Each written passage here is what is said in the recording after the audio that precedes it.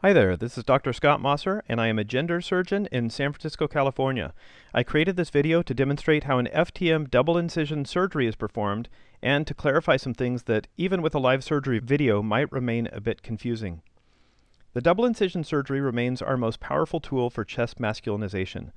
The surgery allows us to obtain the tightest, flattest result and to completely customize the location of the nipple on the chest, but it does come with the trade-off of a considerable scar on either side of the chest and also a decrease in nipple sensation from possibly being hypersensitive to having more of a normal chest skin level of sensation.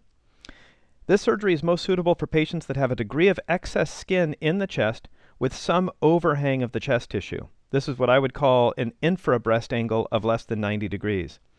And this surgery is most useful when the patients simply want the flattest, tightest result which is possible. This link will take you to a page where you can learn a little bit more about the different surgery options related to individual body types. The double incision surgery is, in a way, started before even the operating room procedure, meaning that chest markings are placed on the patient before anesthesia, and these are important to the execution of the surgery. These markings allow the surgeon to make an initial determination of incision placement and also trajectory, and to understand how the chest contour appears when the patient is in the upright standing position. Once the patient is under anesthesia, the markings are double-checked, and the areolas are marked with a 22 millimeter areola sizer, which is the average diameter of a cis male areola. These areolas are then removed and stored temporarily to be later grafted onto the same sides of the chest once the skin has been tightened. Sometimes liposuction is performed in the upper chest and the outer chest areas, and if necessary, it's performed at this step. Then the incisions are made, and care is taken to remove as much of the breast tissue as possible while providing a smooth and even contour of thickness of the fat beneath the skin and extending into the upper, outer, and the surrounding chest areas. This is a component of surgery which is very important to get a smooth and even result and really requires a lot of attention to detail on the part of the surgeon.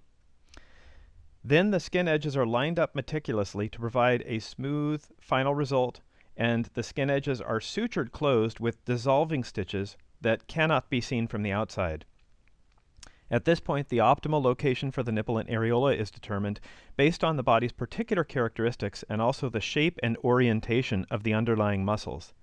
This is a procedure where some science and some artistic intuition on the part of the surgeon will come to play. Once the optimal location of the nipple and the areola is determined, the skin is marked here once again with the 22 millimeter areola sizer, and the outermost skin is removed. The nipple grafts, which have been thinned and prepared for grafting, are then placed over these regions and secured in place with the stitches that will ultimately hold the outer bolster dressing in place. The additional sutures are placed outside the skin graft to secure it in place, and then the bolster dressing is applied.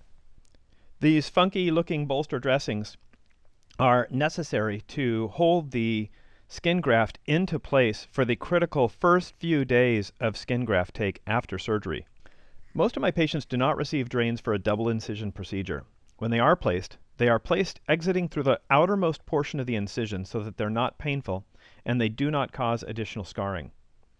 Some options in this procedure include joining the incision centrally if there is a lot of excess skin right in that region, which can help prevent any pleating or ruffling of the skin and instead have a flat, smooth contour if that is necessary.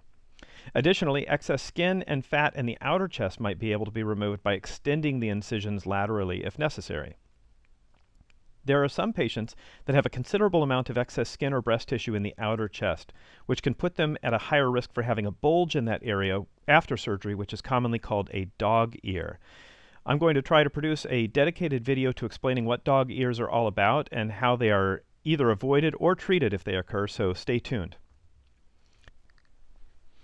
So that's about it.